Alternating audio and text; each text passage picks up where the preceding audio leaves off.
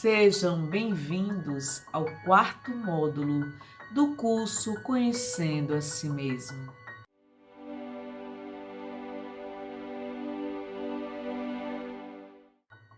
Não se esqueçam de se inscreverem no nosso canal, darem o seu like e fazerem seus comentários. É muito importante esse feedback para que nós possamos melhor avaliar o nosso desempenho neste módulo. Neste quarto módulo, nós iremos tratar sobre o tema virtudes e defeitos. Para que nós possamos melhor compreender o significado de virtudes e defeitos, vamos ter como parâmetro a questão dos relacionamentos humanos. Virtude é tudo aquilo que, se você tirar da relação, dificulta a relação. Defeito é tudo aquilo que, se você tirar da relação, vai melhorar o próprio relacionamento.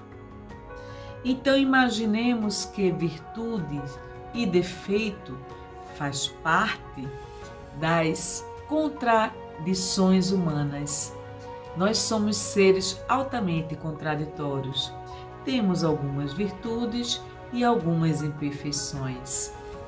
Infelizmente, o número de imperfeições é muito maior do que as nossas virtudes.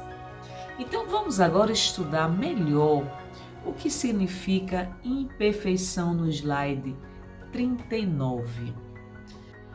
Imperfeição física ou moral, deformidade, mau funcionamento, falha, avaria, dano, ausência de perfeição, de correção, ou seja, imperfeição. Hábito que causa danos, vício, mania. Em relação ao conceito, vemos que defeito é qualquer desvio de um requisito separado, ou melhor, esperado.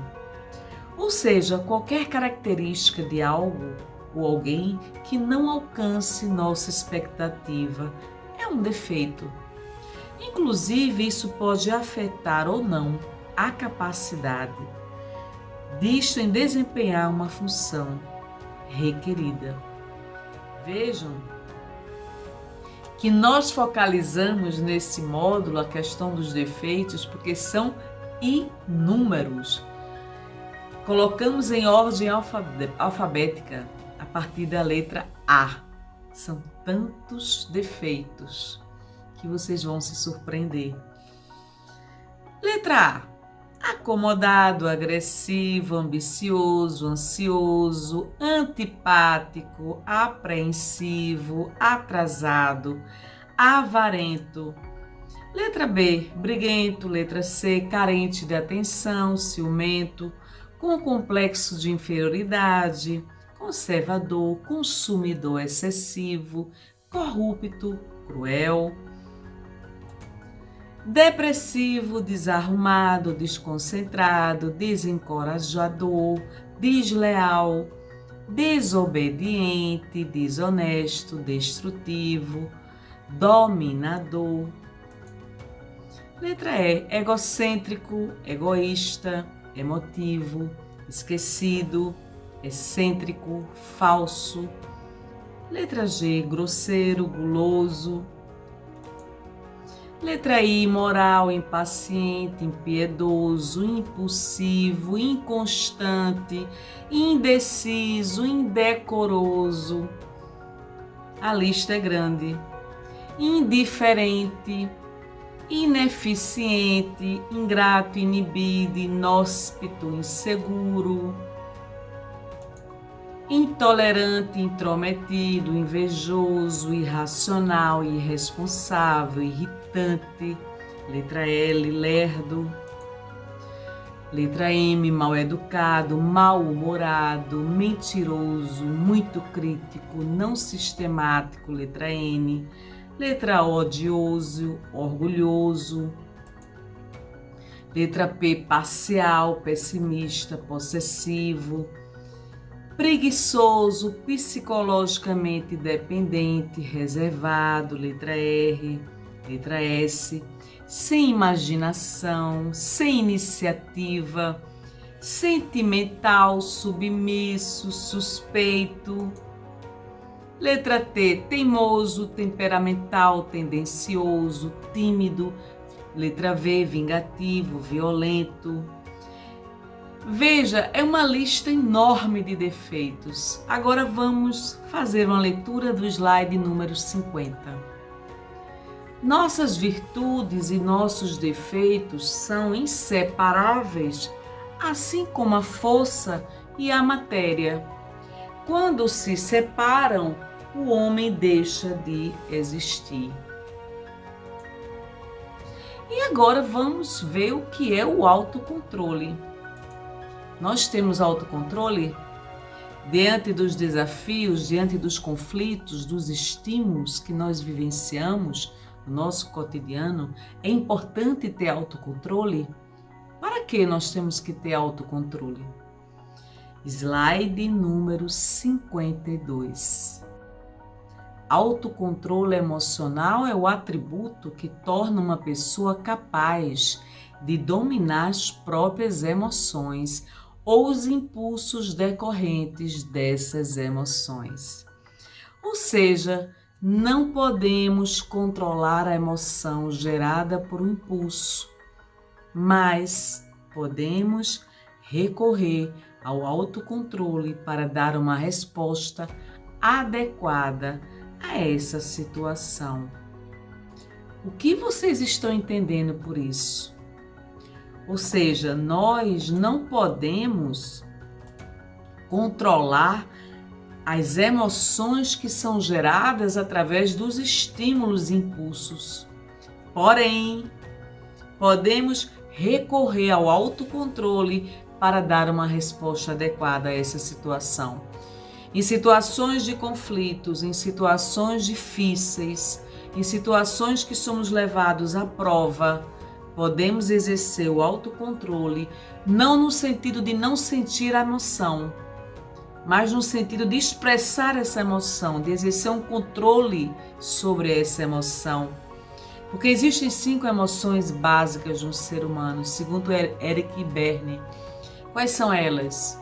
Raiva, medo, alegria, tristeza e afeto. Todos nós sentimos raiva. Todos nós estamos sujeitos a sentir o medo. Então, diante desta emoção da tristeza, do medo e da raiva, como eu expresso, como eu manifesto essa emoção? Então, isso diz respeito ao autocontrole emocional. Sinto a emoção, mas exerço controle sobre essa emoção.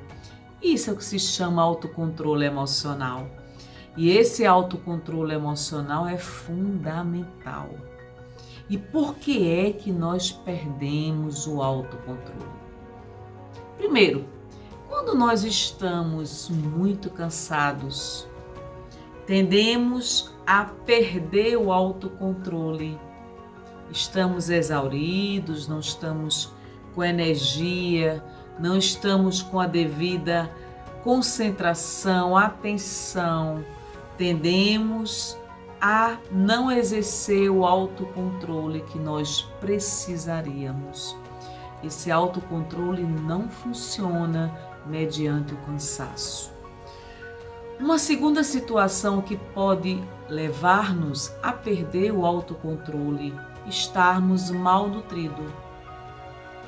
Quando nós estamos malnutridos, quando estamos malnutridos, nós nos encontramos enfraquecidos, cansados, nosso autocontrole despenca, nossa disciplina e concentração é prejudicada. Nos bate uma fraqueza muito grande. Diante da fome, nós ficamos impulsivos. Estamos mais para reagir do que para agir. Veja o que a fome faz no ser humano. Quando estamos com fome, nosso corpo libera um hormônio chamado grelina. conhecido como hormônio da fome, prejudica o nosso autocontrole. Então, não queira exercer o autocontrole quando você estiver com fome. Uma terceira situação é quando nós estamos com aflições emocionais. Ou seja, quando estamos no auge das nossas aflições, o nosso autocontrole não funciona. Por quê? Porque estaremos mais impulsivos, mais indisciplinados e nossa emoção estará à flor da pele, como se diz. É igual aquele elástico que esticou e não tem mais o que esticar. Estamos no auge da questão da emoção, da aflição emocional. Então é difícil exercer o autocontrole quando estamos aflitos emocionalmente. A quarta situação é quando nós não temos familiaridade com aquilo que nós estamos fazendo. Eu não tenho domínio sobre o conteúdo, não tenho a expertise, não estou devidamente preparada, não me sinto segura para fazer uma apresentação em público. Então, isso vai afetar o meu autocontrole. Ou seja, isso pode acontecer numa apresentação em público, isso pode acontecer no novo cargo que eu esteja assumindo, uma nova função que me é desconhecida e que eu não tenho domínio sobre os procedimentos, as atividades, a função que eu vou desempenhar. Então, estarei sempre no excesso da atenção, tenho que superdimensionar a minha atenção para observar, inclusive, quais são os meus limites nessas situações novas que eu estou enfrentando. Então, nós não teremos a familiaridade com esses novos procedimentos que teremos que desempenhar. Uma outra situação também que poderá fazer com que percamos o autocontrole é acreditar que a tarefa que nós iremos realizar ela é cansativa ou problemática. Quando eu já tenho esse pensamento de que essa tarefa é cansativa, ela é problemática, de que eu não gosto de fazê-la, estou fazendo por mera obrigação, eu tendo a ter maior dificuldade no desempenho desta tarefa. Obviamente, o resultado na execução dessa tarefa não será o melhor. Por quê? Porque eu estou fazendo meramente por obrigação. Eu não acredito nesta tarefa, acho ela problemática, acho ela cansativa, não me sinto estimulada a desempenhá-la. Uma outra situação que nos leva a perder o autocontrole é quando nós nos sentimos controlados, em qualquer circunstância. Se eu me sinto controlada por alguém, se eu me sinto cobrada por alguém, eu tendo a perder meu autocontrole como uma ação instintiva, um mecanismo de defesa. Afinal de contas, quem gosta de se sentir controlado por quem quer que seja? Ninguém, não é? Então, nós nos sentimos muitas vezes controlados por alguém, cobrados por alguém, então nosso autocontrole piora por demais. Uma outra situação é a dissonância cognitiva entre o que eu penso, minhas crenças, meus valores. O meu autocontrole ele é destruído, não consigo terminar aquilo que eu começo, eu não acredito naquilo que eu estou fazendo. Então veja o quanto que é importante tudo que nós venhamos a fazer ter um propósito. Se eu não acredito naquilo que eu estou fazendo, se eu não sinto aquilo que eu estou fazendo como algo importante para mim ou para o meu próximo, meu semelhante, como eu irei desempenhar bem essa função? Que tipo de controle eu terei? Ou seja, o meu autocontrole numa situação dessa de dissonância cognitiva, em confronto entre expectativas e resultados obtidos, vai para o brejo. Por quê? Porque eu estarei na dissonância cognitiva.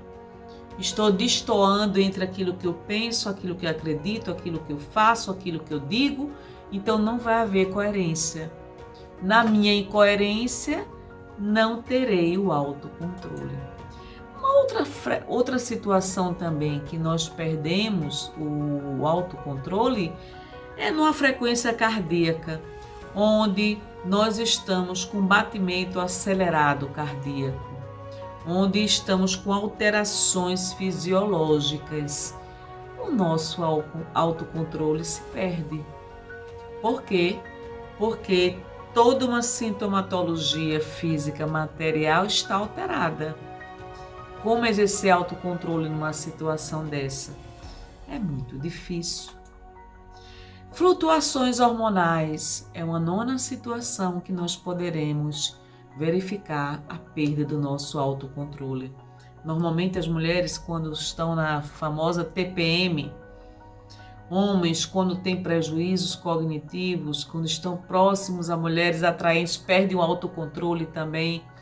Então vejam que são flutuações hormonais, flutuações emocionais. E a idade? Quanto mais amadurecido estejamos, melhor autocontrole nós exercemos. O raciocínio é inverso também. Quanto menos idade tenhamos, mais imaturos somos e menor autocontrole exercemos sobre a nossa própria vida.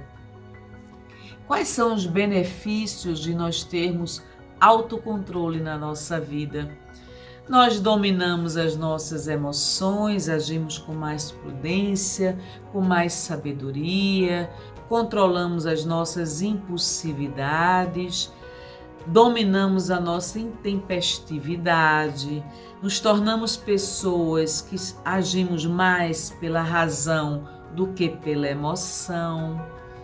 E quando nós agimos mais do ponto de vista da razão do que da emoção, tendemos a cometer menos falhas, porque não estamos impactados emocionalmente pelas emoções, conseguimos refletir melhor sobre as circunstâncias, sobre os acontecimentos e fatos.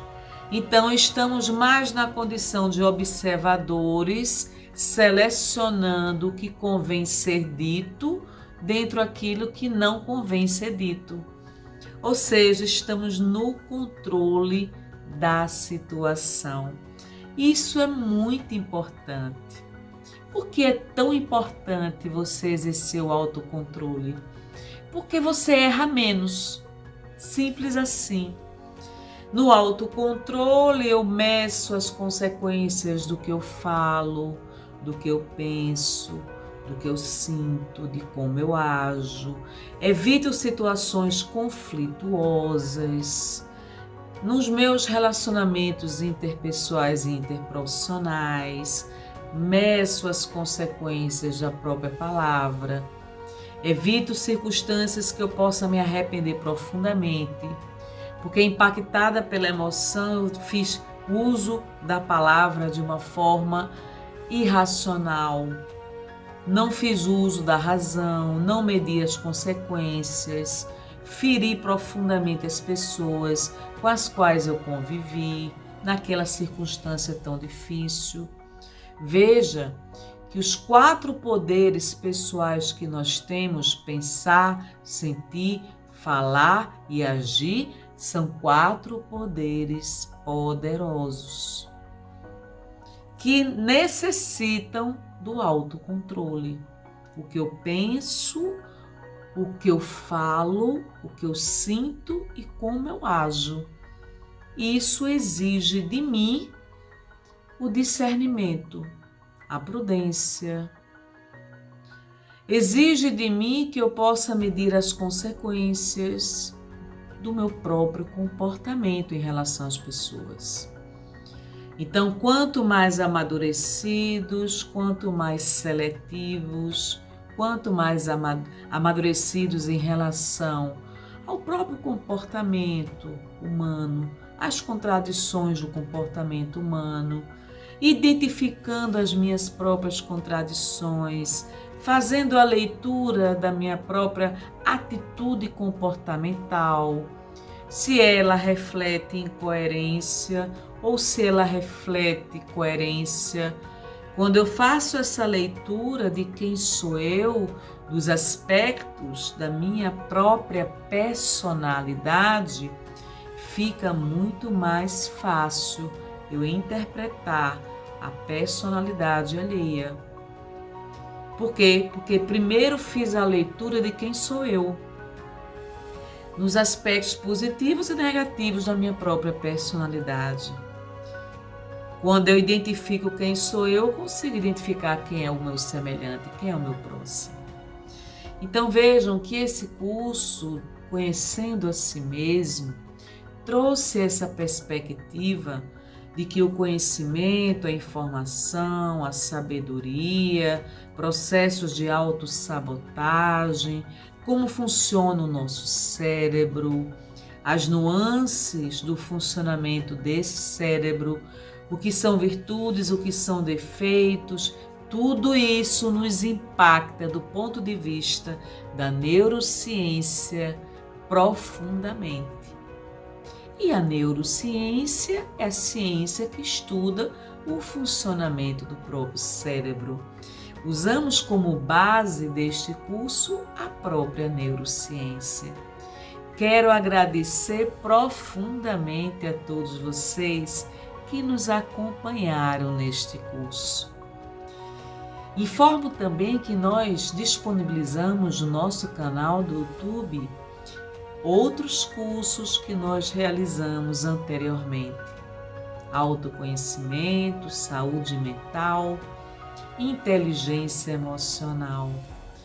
Desejo a todos vocês um Feliz Natal, um Feliz Ano Novo e que tenhamos um ano de 2021 mais próspero, com mais harmonia, com mais equilíbrio, com muita luta de todos nós, no sentido de encontrar soluções que saibamos valorizar o que tem valor na nossa vida.